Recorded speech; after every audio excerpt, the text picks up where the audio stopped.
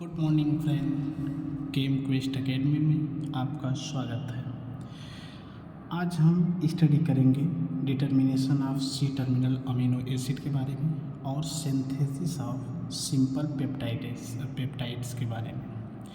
अब दोस्तों, इसके पहले वीडियो में हम लोगों ने पढ़ लिया कि एन टर्मिनल का आप डिटर्मिनेशन कैसे करोगे। तो आज हम करेंगे सी टर्मिनल का डिटर्मिनेशन।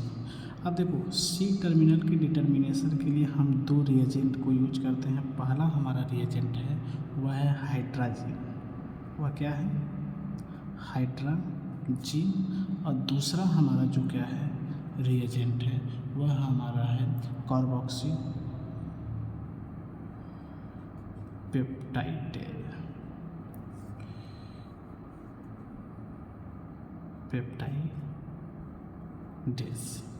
अब सबसे पहले हम स्टडी करेंगे, देखो हम एक ही स्टडी करेंगे इसमें, क्योंकि एग्ज़ाम के इम्पोर्टेंट व्यू से क्या है केवल हाइड्रोजन का इम्पोर्टेंट ज़्यादा है। बाकी आप जानते रहिए कि कार्बोक्सीपेप्टाइडेज भी यूज किया जाता है सी टर्मिनल की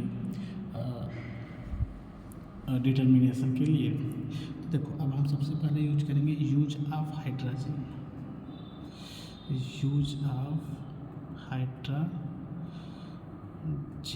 अब देखो, यूज ऑफ हाइड्रोजन हम देखेंगे तो इसमें हमको देखना क्या है।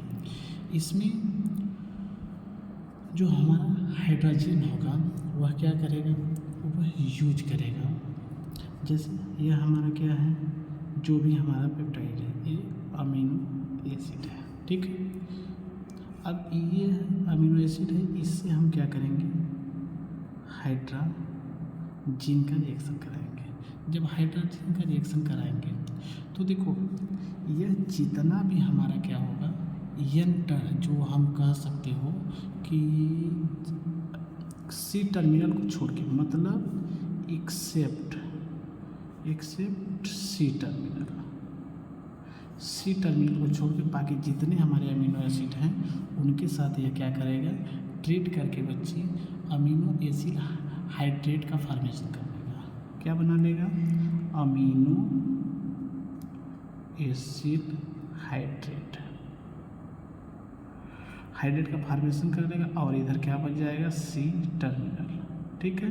तो हमको डिटर्मिनेशन सी टर्मिनल करना था तो हमको सी टर्मिनल मिल जाएगा। देखो, अमीनो एसिड के साथ हम किसका क्रिया करेंगे, हाइड्रोजन का करेंगे, तो यह क्या बनेगा, अमीनो एसिड हाइड्रेट का फॉर्मेशन कर देगा और सी टर्मिनल क्या हो जाएगा, बाहर निकल जाएगा। और इसको हम क्या करेंगे बच्चे, क्रोमेटोग्राफी मेथड से हम इसको क्या करेंगे, डिटर्मिनेशन कर लेंगे इसका कि यह कौन सा हमारा अमीनो एसिड है।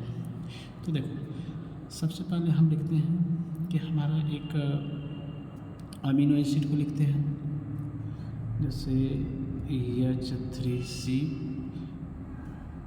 ये हमारा मान लो ज्विटर आयन के फॉर्म में है, CHR,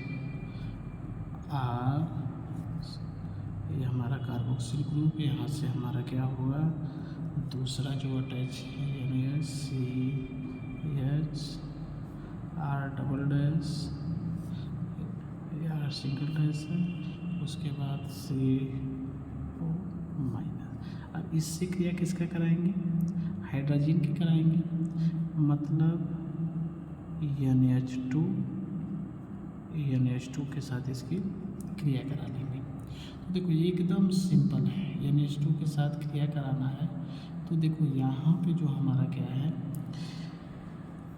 इसको ध्यान दीजिए। जैसे ये तो हमारा क्या हुआ, पेप्टाइड बॉन्ड हो गया, इसके बगल का जो NH है ये बॉन्ड को क्या करेगा, ब्रेक करेगा, ठीक। अब ये ब्रेक होगा तो एक तरह से क्या होगा, यह NH2 भी आपस में क्या होगा, ब्रेक होगा। अब ब्रेक होगा तो एक NH2 देखो क्या होगा, इस NH के साथ जुड़ जाएगा, एक NH2 क्या होगा, इस C के साथ जुड़ जाएगा। तो देखो यह बना लेगा H3, यहाँ पे तो N रहेगा ना, H3N और CHRCOONH।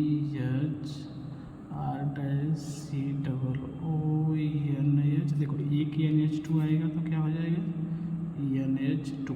इसी का नाम हमारा क्या है, अमीनो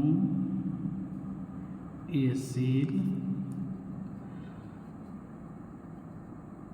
हाइड्रेट, ठीक, या तो इसको क्या बोलेंगे, हाइड्राइट, क्या बोलेंगे, हाइड्राइट।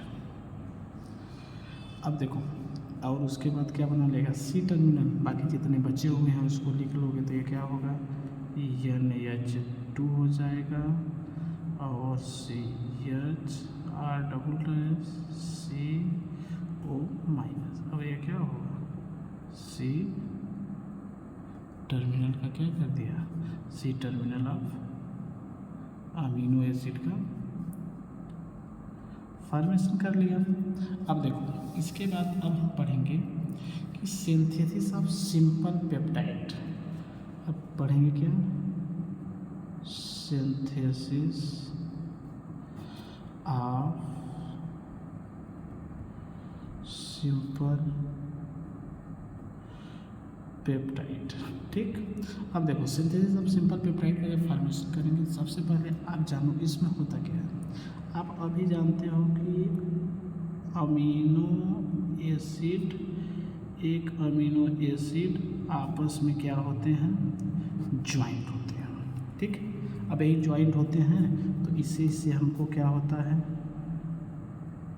पेप्टाइड का फॉर्मेशन होता है। ढेर सारे पेप्टाइड आपस में अटैच हो जाते हैं तो ये क्या बना लेता है, प्रोटीन का फॉर्मेशन कर लेता है। अब ध्यान दो, अब अमीनो एसिड जब आपस में ज्वाइंट होते हैं तो देखो इस अमीनो एसिड में यह ज्वाइंट, यह दूसरा ज्वाइंट होगा तो इसको हम बोलेंगे कि यह ग्रोविंग पेप्टाइड चेन है। यह कौन सा पेप्टाइड चेन है, यह ग्रोविंग पेप्टाइड चेन है, ठीक। और ये जो अमीनो एसिड नया आ रहा है तो इसको जो बाहर अटैच होगा इसको हम कहेंगे इनकमिंग पेप्टाइड चेन। ध्यान दो, अब ये इनकमिंग हो गया, ये क्या हुआ, ग्रोविंग। अब हम जो ग्रोविंग पेप्टाइड होगा इसका सी टर्मिनल, इसका क्या होगा, सी टर्मिनल, और इनकमिंग पेप्टाइड का क्या होगा, एन टर्मिनल। आपस में ज्वाइंट होंगे तो किसका फॉर्मेशन करेंगे बच्चे, पेप्टाइड का फॉर्मेशन करेंगे। बात समझ में आ गई। तो देखो आप ध्यान रखना, एकदम सिंपल है, मतलब सिंपल पेप्टाइड का जो फॉर्मेशन होगा वो उस पेप्टाइड पहले बनता कैसे आप सभी को जानता है, अमीनो एसिड आपस में ज्वाइंट होते हैं। अब अमीनो एसिड ज्वाइंट होगा तो पेप्टाइड्स का फॉर्मेशन होगा। अब पेप्टाइड का जब फॉर्मेशन होगा तो आप देखोगे जो पेप्टाइड पहले से प्रेजेंट है अगर उससे कोई जुड़ेगा तो उसका क्या होगा, चेन बढ़ेगी तो उसको हम बोलेंगे ग्रूविंग पेप्टाइड चेन। जो आने वाला होगा जो जुड़ेगा उसमें उसको हम बोलेंगे इनकमिंग पेप्टाइड चेन। तो जो ग्रोविंग पेप्टाइड का होगा उसका सी टर्मिनल, और जो इनकमिंग पेप्टाइड होगा इसका एन टर्मिनल आपस में क्या होते हैं, ज्वाइंट होते हैं। और उससे जब ये ज्वाइंट हो जाएंगे तो पेप्टाइड का फॉर्मेशन होगा, इन्हीं को हम बोलेंगे सिंपल पेप्टाइड। क्लियर। अब देखो, अब पेप्टाइड तो बन रहा है, एक हम कह दिए अमीनो एसिड आपस में ज्वाइंट हो रहे हैं तो जुड़ने के क्या होंगे, अलग अलग विधियाँ हैं, ठीक है। तो वो अलग अलग तरीके से पेप्टाइड का फॉर्मेशन कर सकते हैं। तो हम अब पढ़ेंगे कि कितनी तरह से पेप्टाइड बॉन्ड का फॉर्मेशन हो सकता है, ठीक। तो होगा क्या, हम लिखेंगे the synthesis of peptide, the synthesis of peptide bond on following ways, ठीक। अब इनमें हम ध्यान देंगे कि सबसे पहला क्या होगा, क्लासिकल सिंथेसिस।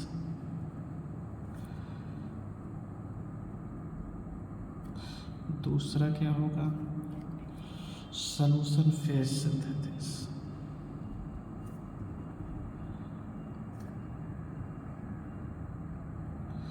और तीसरा क्या होगा, solid phase synthesis.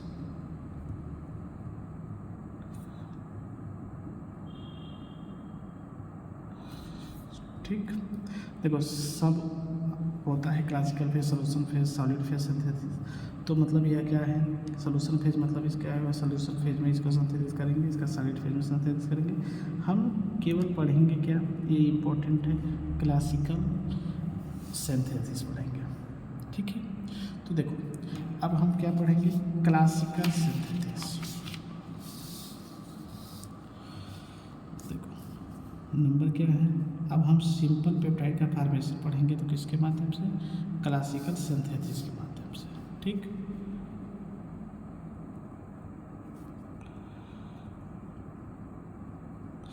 Classical synthesis पढ़ेंगे तो थोड़ा इसके बारे में हम जान लेते हैं कि क्लासिकल सिंथेसिस में होता क्या है। इसमें देखो कंडेंसेशन प्रोसेस होता है। क्या होता है, condensation of amino acid takes place, ठीक। मतलब इसमें क्या होता है, कंडेंसेशन होता है। कंडेंसेशन मतलब जैसे आप पॉलीमराइजेशन कराते हो तो उसमें ढेर सारे मोनोमर आपस में ज्वाइन होते हैं, तो उसी तरह तो अब ज्वाइन होते हैं तो उसमें क्या, एडिशन में क्या होता है कि डबल बॉन्ड ब्रेक होकर सिंगल बॉन्ड में हो जाता है, सब लोग आपस में जुड़ जाते हैं। कंडेंसेशन में है स्मॉल मॉलिक्यूल बाहर निकलता है, ठीक है, जैसे वाटर बाहर निकल गया, SO2 बाहर निकल गया, ये सब चीज़ें। तो इसके बाद देखो हम लोग स्टडी करेंगे, ये हो गया। अब हम और एक चीज़ जानेंगे, ये रिएक्शन कैसा होता है। यह रिएक्शन होता है एंडोथर्मिक होता है। देखो ये अगर ऑब्जेक्टिव आएगा तो हमेशा ध्यान रखना कि क्लासिकल में क्या होगा कि जो कंडेंसेशन प्रोसेस होता है और रिएक्शन कैसा होता है, एंडोथर्मिक। देखो बच्चे, देखो एक तो ही रिएक्शन होता है दो टाइप का, एक एंडोथर्मिक होता है, एक एक्सोथर्मिक होता है। तो देखो एंडोथर्मिक का मतलब होता है उष्मा को अवशोषित करेगा। जैसे उष्मा से उष्मा छेपी और उष्मा शोषी हम पढ़ते हैं तो हमको समझ में आता है, उष्मा शोषी मतलब उष्मा चाहिए और उष्मा छेपी मतलब उष्मा देती है। लेकिन अंग्रेजी में हमें बहुत बार कन्फ्यूजन हो जाता है। तो देखो एक हम जान लेंगे ना, दूसरा हमको ऑटोमेटिक आ जाएगा। जैसे ENDO इंडो, तो EN से मानो एनर्जी, DO माने दो। अगर एनर्जी दो, अगर किसी रिएक्शन कराने के लिए एनर्जी दोगे तो वह क्या होगा, एंडोथर्मिक होगा। अगर वह एनर्जी खुद निकालेगा तो वह क्या होगा, एक्सोथर्मिक होगा। तो देखो ये क्या होता है, एंडोथर्मिक रिएक्शन होता है, मतलब इसको एनर्जी देना पड़ता है, ठीक। अब यह रिएक्शन जो क्या होगा, क्लासिकल सिंथेसिस होगा, तो इसमें क्या होगा, यह फॉलोइंग स्टेप को फॉलो करेगा। कितने स्टेप को फॉलो करेगा, फॉलोइंग स्टेप को फॉलो करेगा। तो देखो बाहर अब फॉलोइंग स्टेप कौन कौन होता है। सबसे पहला होता है कि पेप्टाइड का प्रोटेक्शन करना। क्या करना है, पेप्टाइड का प्रोटेक्शन। पहले सबसे पहले पेप्टाइड का प्रोटेक्शन करोगे। दूसरा क्या होता है, एक्टिवेशन ऑफ CH ग्रुप। तीसरा क्या होता है भाई, फॉर्मेशन ऑफ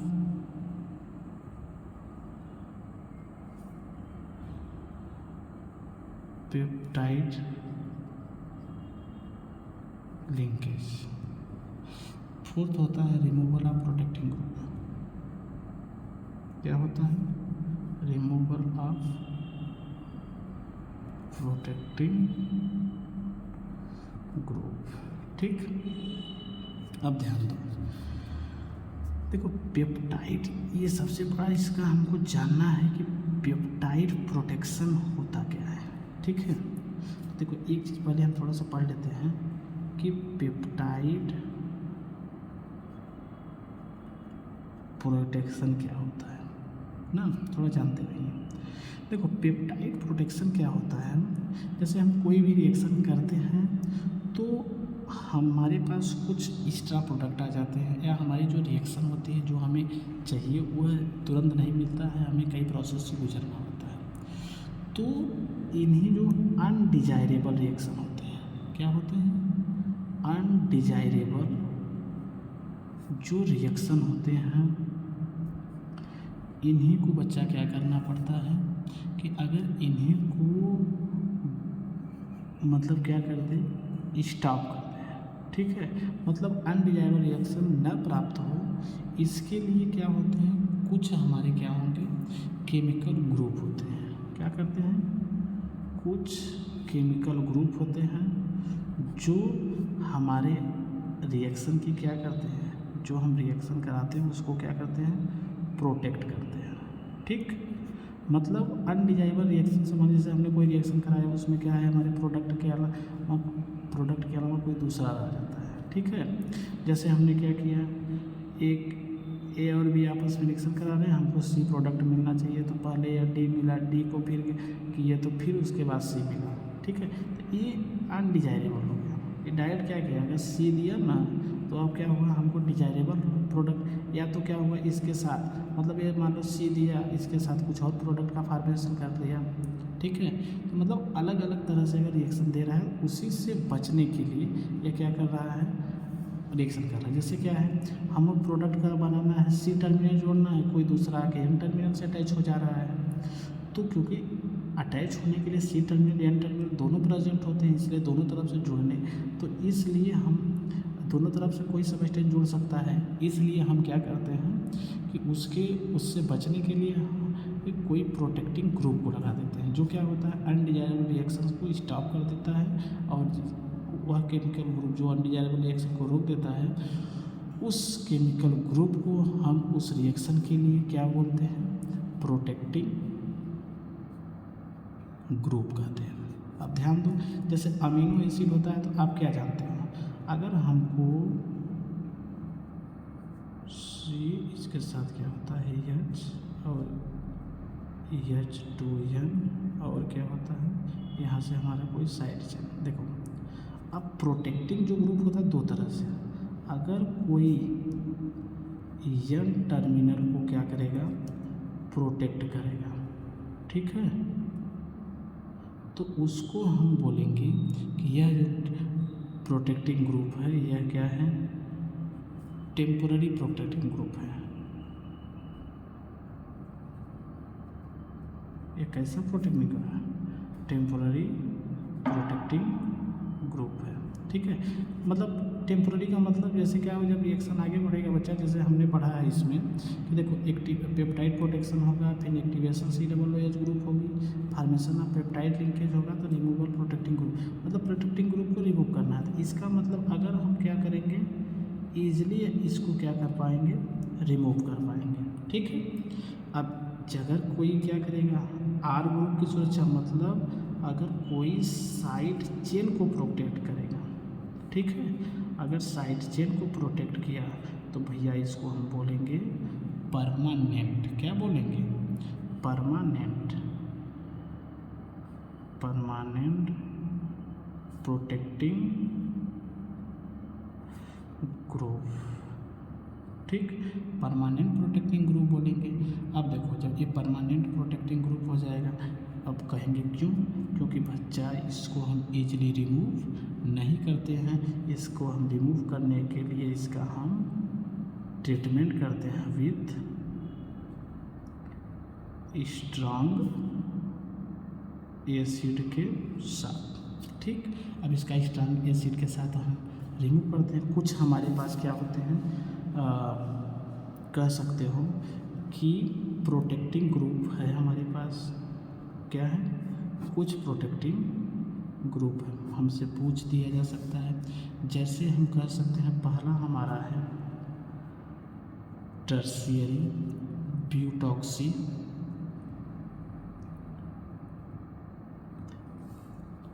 कार्बोनिल। अब देखो, इसको हम टर्शियरी BOC के रूप में लिखते हैं। इसका अगर कोई पूछ दे कि भाई फार्मूला क्या होता है, तो इसको हम इस तरह से रिप्रेजेंट करते हैं। यहाँ भाई हमारे क्या होंगे, CH3 ग्रुप होंगे, फिर उसके बाद एक ऑक्सीजन, फिर एक कार्बन, इसके साथ फिर ऑक्सीजन, फिर कार्बन, फिर उसके बाद ऑक्सीजन, फिर कार्बन, फिर यहाँ पे भाई क्या होंगे, इस कार्बन से 3 हमारे क्या होंगे, CH3 आपस में अटैच होंगे। यह हमारा क्या हुआ, टर्शियरी ब्यूटॉक्सी कार्बोनिल। और उसके बाद भाई एक हमारा होता है 9 फ्लोरीन मेथॉक्सीकार्बोलिन, जिसको हम क्या बोलते हैं, FMOC बोलते हैं। और थर्ड हमारा हो गया C6H5 CH2 OCOCl, जिसका देखो इसको हम क्या बोलेंगे, बेंजोइल ऑक्सी कार्बोनिल क्लोराइड। ठीक, तो देखो हम सब ज़्यादा लोगों को नहीं पढ़ेंगे, हम क्लासिकल सिंथेसिस से जब हम क्या करें, जैसे क्लासिकल सिंथेसिस से अगर हम सिंपल पेप्टाइड का फार्मेशन करेंगे तो हम ये यूज करेंगे किसका, इसी मतलब बेंजोइल ऑक्सी कार्बोनेट का, इसी का हम क्या करेंगे, यूज करेंगे। ठीक है, तो अब हम क्या करेंगे, अब हम लिखेंगे कि classical synthesis by benzoyl oxy carbonyl chloride. अब हम स्टडी करेंगे जो था कैसे synthesis peptide by benzoyl oxy carbonyl chloride के साथ। अब इसमें देखो हम जो पेप्टाइड होगा वो पेप्टाइड का कौन सा, ग्लाइसिल एलानिन को करेंगे, ग्लाइसिल एलानिन की सिंथेसिस करेंगे। ठीक है, तो सबसे पहले क्या होता है, प्रोटेक्टिंग ऑफ अमीनो एसिड। देखो अमीनो एसिड का पहले हम अमीनो एसिड का क्या करेंगे, प्रोटेक्शन करेंगे। तो अब हम इसको किसके साथ करेंगे, बेंजोइल ऑक्सी कार्बोनिल क्लोराइड के साथ। तो ध्यान दो, ये बेंजील CH2OCOCl, ये हो गया हमारा BOC। हमको बनाना ग्लाइसिल एनानिन, तो ग्लाइसिल पहले लिखेंगे H2N CH2COOH। देखो इसका जैसे ही हम इनके साथ क्रिया कराएंगे तो इनका H, इनका देखो एक H है ना, यहाँ पे 2 H है, तो एक H इसके साथ क्या करेगा, HCl बना के बाहर चला जाएगा और ये लोग आपस में क्या हो जाएंगे, जुड़ जाएंगे। तो देखो क्या बना लेगा, C6H5 CH2OCO, फिर क्या हो जाएगा, Cl तो बाहर निकलेगा, यहाँ से एक H रहेगा, NH CH2COOH प्लस का बच्चे क्या हो जाएगा, HCl। यही हमारा क्या होगा, जो इतना है यही हमारा क्या करेगा, प्रोटेक्टिंग ग्रुप हो गया। ठीक, ये प्रोटेक्टिव ग्रुप हुआ। अब हम क्या करेंगे, दूसरे स्टेप में क्या होता है, एक्टिवेशन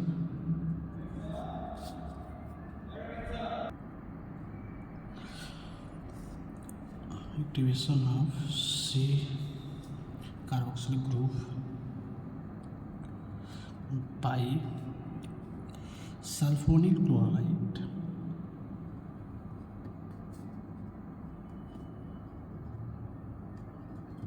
ठीक, अब हमको COOH को ग्रुप को एक्टिवेट करना है। तो एक्टिवेट करने के लिए देखो ये टोटल हमारा क्या है, C6CH5 CH2 CONH CH2 COH। इसकी क्रिया देखो हम किसके साथ कराते हैं, हम SOCl साथ कराते हैं। देखो होता क्या है, ये एकदम पूरा बाहर निकलेगा, एक H एक Cl के साथ क्या बना लेंगे, ये Cl बनाएगा, एक Cl इसके पास आके जुड़ जाएगा। तो देखो क्या बना लेगा, C6CH5 CH2 OCO NH CH2 सी और ये आके इसके साथ एक Cl, देखो एक Cl इसके साथ आके जुड़ गया, एक इस H के साथ। अब एक जो O होगा, ये देखो इधर से इसका बॉन्ड खुलेगा, 2 Cl निकला हुआ इस H के साथ क्या बना लेगा, प्लस का SO2 सल्फर डाई ऑक्साइड का फॉर्मेशन कर लिया। अब देखो, अब यह क्या बना लिया, यह एसिड क्लोराइड बना लिया। ये क्या बना लिया, एसिड क्लोराइड का फॉर्मेशन कर लिया, जो किसका है, N benzoyl oxy carboxy glycine का है। अब देखो, अब पेप्टाइड चेन का फॉर्मेशन होगा। देखो हम क्या बना रहे हैं, ग्लाइसिन एलानिन बना रहे हैं ना, ये ग्लाइसिन हो गया। अब ग्लाइसिन का जो यह पार्ट है वह एक्टिवेट हुआ है कार्बोक्सिलिक ग्रुप, मतलब सी टर्मिनल। आपको हम बताए थे कि अगर सिंथेसिस होगा तो ग्रोविंग जो पेप्टाइड है उसका सी और इनकमिंग पेप्टाइड का एन टर्मिनल आपस में ज्वाइन होगा। तो ध्यान दो, तीसरा स्टेप क्या हो गया, स्टेप थर्ड में क्या होगा, formation of peptide linkage, formation of peptide linkage. अब पेप्टाइड लिंकेज में क्या होगा, ध्यान दो, टोटल लिखो, C6H5 CH2O CO NH CH2 CO Cl plus का बच्ची एलानिन में HN BH CH CH3 COOH। देखो ये इसके साथ क्या करेगा, एच का फॉर्मेशन कर लेगा, ये इनके साथ क्या करेगा, पेप्टाइड लिंकेज का फॉर्मेशन कर लेगा। ठीक, अब ये क्या करेगा, ये Cl को बाहर निकाल दिया, बना क्या लिया, C6H5 CH2O CO NH CH2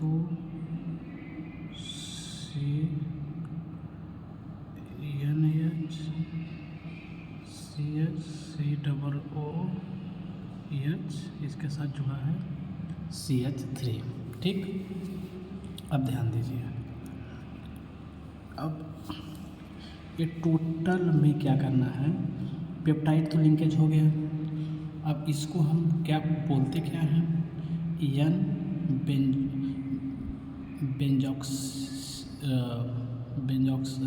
benzoyl oxy carbonyl ग्लाइसिल एनानिन।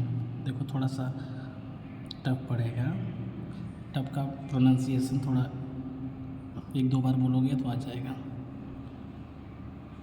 Benzoyl oxy, ठीक, कार्बोनिल एकदम आसान, कार्बोनिल ग्लाइसिल एलानिन। ठीक, अब इसके बाद रिमूवल ऑफ प्रोटेक्टिंग ग्रुप। अब प्रोटेक्टिंग ग्रुप का क्या कर लो, रिमूवल कर लो। रिमूवल के लिए सबसे आसान तरीका है, पहले इसको लिख लो तो हम बता रहे हैं, C6H5 CH2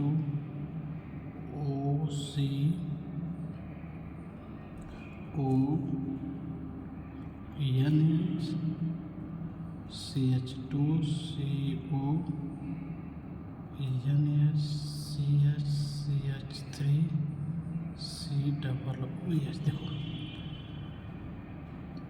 अगर हम H2 को पैलेडियम के साथ इसको ट्रीट करेंगे तो देखो क्या होगा। सबसे पहले यहाँ से ई बॉन्ड ब्रेक होगा, ठीक, और यहाँ से ई बॉन्ड ब्रेक होगा। देखो 2 बॉन्ड ब्रेक होंगे। देखो ई बॉन्ड ब्रेक हुआ, इधर ऑक्सीजन का खाली होगा, इधर का इस कार्बन खाली होगा। ये ऑक्सीजन के साथ डबल बॉन्ड बना लेगा, CO2 बना लेगा। ठीक है, पहले हम स्मॉल मॉलिक्यूल को लिख के आपको समझा देते हैं। CO2 बना लेगा और प्लस एक CH2 एक खाली होगा, तो यहाँ से देखो इसके पास एक H होगा, एक H इसके साथ आ जाएगा, क्या बना लेगा, C6CH5 CH2 था, एक आएगा CH3 और एक एच जो H2 का एक एच बचा होगा ये आके NH2 के पास हो जाएगा, तो क्या बना लेगा H2N CH2 NaCH COOH इसके साथ CH3, ये हो गया ग्लाइसिन एलानिन। ठीक, और ये हमारा क्या हुआ है, इसको हम बोलेंगे टॉलुइन और ये हमारा कार्बन डाइऑक्साइड। या तो बच्चे क्या करेंगे, इसको एसिटिक एसिड की उपस्थिति में CH3COOH EH Br से ट्रीट करेंगे। EH Br से ट्रीट करेंगे तो देखो यहाँ पे H2 था तो एक H इसके साथ आएगा, यहाँ पे HBr है तो एक Br इसके साथ आएगा, तो क्या बनाएगा C6H5Br और प्लस का देखो इसका A बॉन्ड टूटेगा तो प्लस का CO2 तो दोनों में कॉमन रहेगा और एक H इसका साथ इसके साथ आ जाएगा, तो यह भी एक तो हमारा क्या रहेगा कॉमन रहेगा। Glycine alanine H2N CH2 CONH CH CH3 COOH, तो इसको हम क्या बोलेंगे भाई ग्लाइसिन एलानिन। ठीक है, तो देखो अब हमारा क्या हुआ, हम लोगों ने स्टार्टिंग में यही ना पढ़ा था सिंथेसिस में। देखो थोड़ा सा यहाँ समझा देते हैं कि देखो हमें ग्लाइसिन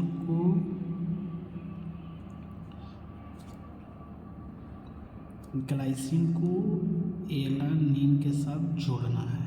ठीक है, जिससे क्या बनेगा ग्लाइसिन एलानिन बनेगा। ठीक है, तो सबसे पहले हमने क्या किया, प्रोटेक्टिंग ग्रुप लगाया।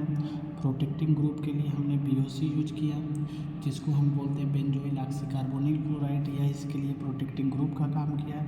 फिर प्रोटेक्टिंग ग्रुप के आधार पर फिर हमने क्या किया, सल्फोनियम क्लोराइड के साथ इसको ट्रीट कराया, जिससे हमारा COOH क्या हुआ एक्टिवेट हुआ। अब COOH एक्टिवेट हुआ तो हमने क्या किया, अब एलानिन को इनके साथ जोड़ दिया। तब ठीक है, फॉर्मेशन ऑफ पेप्टाइड लिंकेज। अब इनके साथ हमने एनालिल को दिया तो यहाँ पे पेप्टाइड लिंकेज क्या हुआ, अब फॉर्मेशन हो गया था।